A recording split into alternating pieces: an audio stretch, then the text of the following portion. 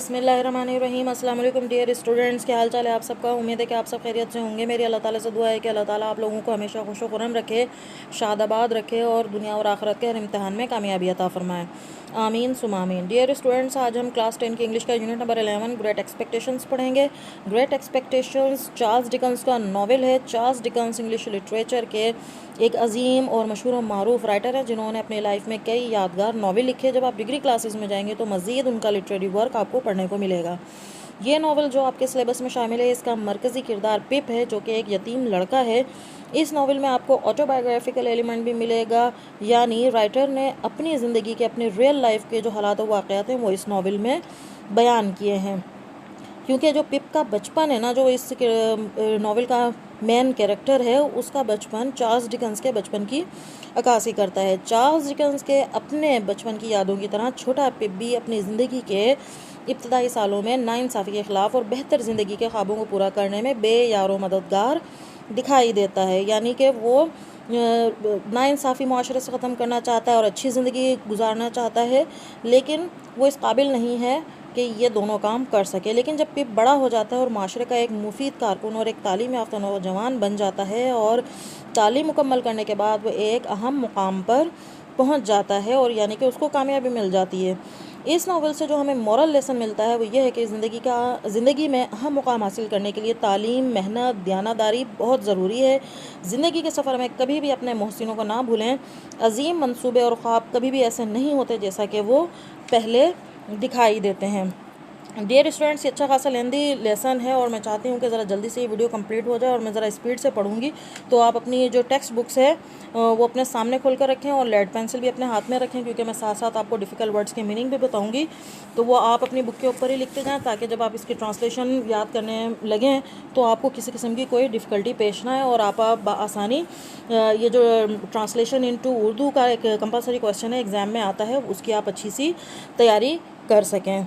तो आए आज हम ये लेसन स्टार्ट करते हैं। ग्रेट एक्सपेक्टेशंस, ग्रेट यानी कि बहुत बड़ी या अजीम, ग्रेट और एक्सपेक्टेशन यानी कि तवक्कुआत या उम्मीदें, बहुत बड़ी बड़ी उम्मीदें या अजीम तवक्कुआत, दोनों तरह इसके मीनिंग आप ले सकते हैं। जी, क्या कहता है चार्ल्स डिकन्स जो कि नॉवलिस्ट है, जिसने ये नावल लिखा है। पढ़ते हैं इसको अब हम। The novel Great Expectations was written by Charles Dickens, a famous English author.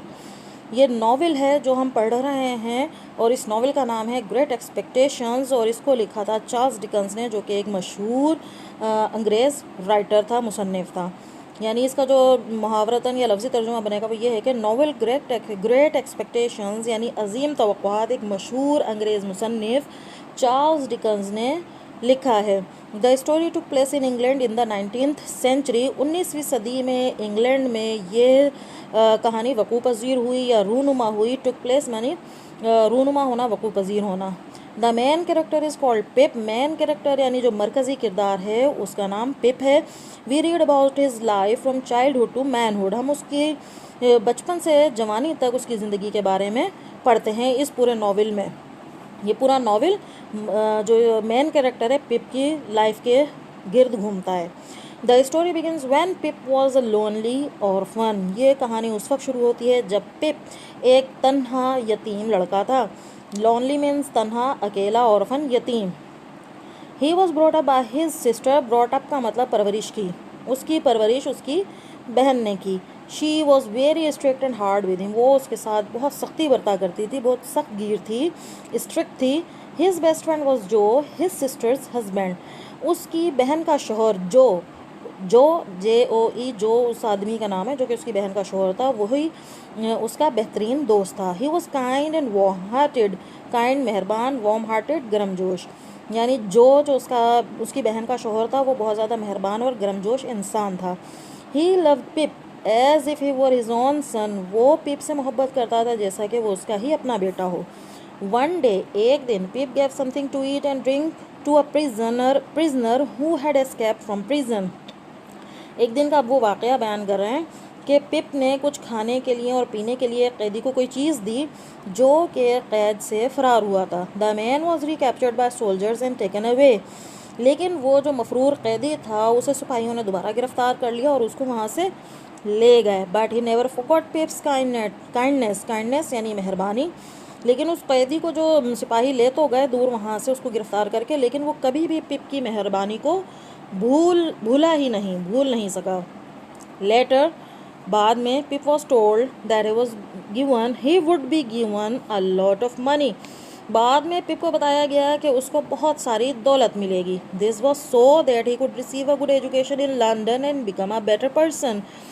और उसको ये दौलत इसलिए मिलेगी ताकि वो लंदन में अच्छी तालीम हासिल कर सके और एक बेहतर इंसान बन सके। In London pip studied hard. London में पिप ने बहुत मेहनत से पढ़ाई की। He received money regularly. उसे बाकायदगी से रकम मिलती रही। रिसीव्ड हासिल की या मिली, रेगुलरली बाकायदगी से। But he did not know where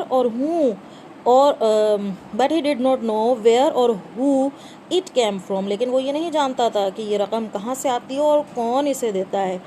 he lived in a flat with a young man.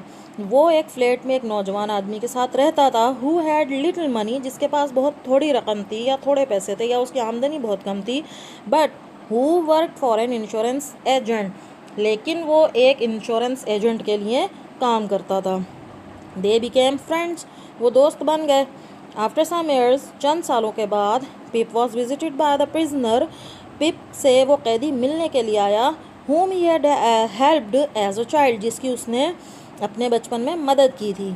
The man had been sent with other convicts to Australia and had become a very wealthy farmer there. अच्छा, इस आदमी को क्या हुआ, दूसरे मुजरिमों के साथ, convicts का मतलब है मुजरिम, क्रिमिनल भी कहते हैं, लेकिन यहाँ पे जो वर्ड दूसरा एक नया यूज़ किया है इसका मतलब भी मुजरिम है। कन्विक्ट्स, जिनके ऊपर कुछ इल्ज़ामात लगाए जाएं या जिनके ऊपर जुर्म जो है साबित हो जाए, कन्विक्ट्स है। तो क्या है कि उस आदमी को दूसरे मुजरिमों के साथ ऑस्ट्रेलिया भेज दिया गया था और वो वहाँ पर काफ़ी दौलतमंद किसान बन गया था। इन फैक्ट, दर हकीकत, ही वॉज द वन, ये वही शख्स था, that Pip's allowance came from, जिससे पिप के लिए पैसे आते थे। यानी कि ये वही मुजरिम था या कैदी था, मफरूर कैदी, जिसकी बचपन में पिप ने मदद की थी और उसको खाने पीने के लिए कोई चीज़ दी थी। और चूंकि वो उसकी पिप की मेहरबानी को भूल नहीं पाया था तो उसने उसको कुछ पैसे भेजना शुरू कर दिया ताकि वो जो है तालीम भी हासिल करे, मेहनत करे और ज़िंदगी में कामयाब या बेहतर इंसान बन जाए। तो अब वो कैदी जो है पिप से मिलने के लिए आया है और यहाँ पर ये बात खुल जाती है कि ये वही आदमी है जो कि पिप की तालीम के तमाम अखराजात बर्दाश्त कर रहा था। अच्छा जी, अब उसने ऐसा क्यों किया? ही वॉन्टेड पिप, ये वो अब बता रहे हैं कि उसने क्यों किया।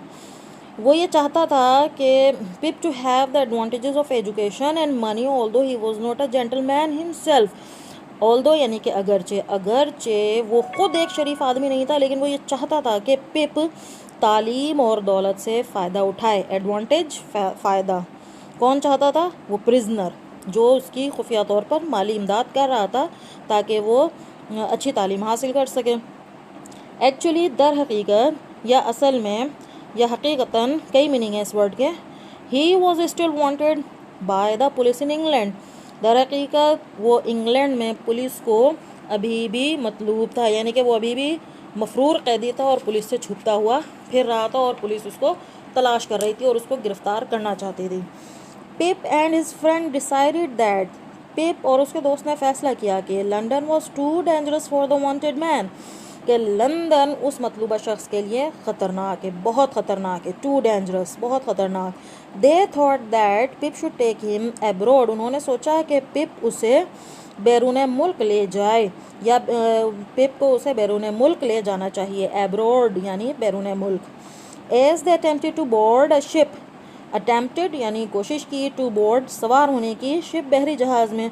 जूँ ही या जैसे ही उन्होंने बहरी जहाज़ में सवार होने की कोशिश की, he was caught by the police, तो उसे पुलिस ने गिरफ़्तार कर लिया। At his trial in court he was sentence to death by the जज, अदालत में अपने फैसले के दौरान जज ने उसे सज़ाए मौत सुना दी। Before he could be hanged, इससे पहले कि उसको फांसी दी जाती, ही डाइड इन प्रिजन, वो कैद में ही मर गया। या जब गिरफ़्तार था, सज़ा, फांसी की सज़ा मिलने से पहले ही वो कैद में फौत हो गया। बाय लॉ, कानून के मुताबिक, all his money belong to the government, उसकी सारी दौलत अब सरकार की, गवर्नमेंट की यानी हुकूमत की मलकियत थी। So Pip had to find a job to support himself, लिहाजा अपने लिए पिप को एक नौकरी तलाश करना पड़ी। He became a clerk in his friends office, वो अपने दोस्त के दफ्तर में क्लर्क बन गया। ईयर्स लेटर, कई सालों बाद, एयर के आखिर में जब एस लग गया है इसका मतलब है मैनी ईयर्स, कई सालों बाद। He became part owner of the insurance firm, part owner का मतलब जुज़वी मालिक, यानी उस इंश्योरेंस फर्म के उसने कुछ शेयर्स खरीद लिए और वो उस इंश्योरेंस फर्म का जुज़वी मालिक बन गया। So he had a successful career as a result of his own efforts and not because of the fortune that he had been promised, यानी चुनाचे उसने अपनी मेहनत के नतीजे में एक कामयाब ज़िंदगी हासिल कर ली। सक्सेसफुल, कामयाब, करियर, मुस्तकबिल, एज अ रिज़ल्ट, नतीजे के तौर पर, एफर्ट्स, हिज ओन एफर्ट्स, अपनी कोशिशें, नॉट बिकॉज ऑफ यानी की वजह से, फॉर्च्यून, तकदीर या किस्मत, प्रॉमिस्ड, वादा किया गया, यानी उसने मेहनत की और नतीजे के तौर पर उसने एक कामयाब ज़िंदगी हासिल कर ली बजाय इस दौलत के बलबूते पर जिसका उससे वादा किया गया था। Hope you have understood all the chapter, उम्मीद है कि पूरा सबक आपको अच्छी तरह से समझ में आ गया होगा। मिलते हैं नेक्स्ट लेसन के साथ नेक्स्ट वीडियो में, तब तक के लिए अल्लाह हाफिज़। अल्लाह हम सब का हामी नासिर।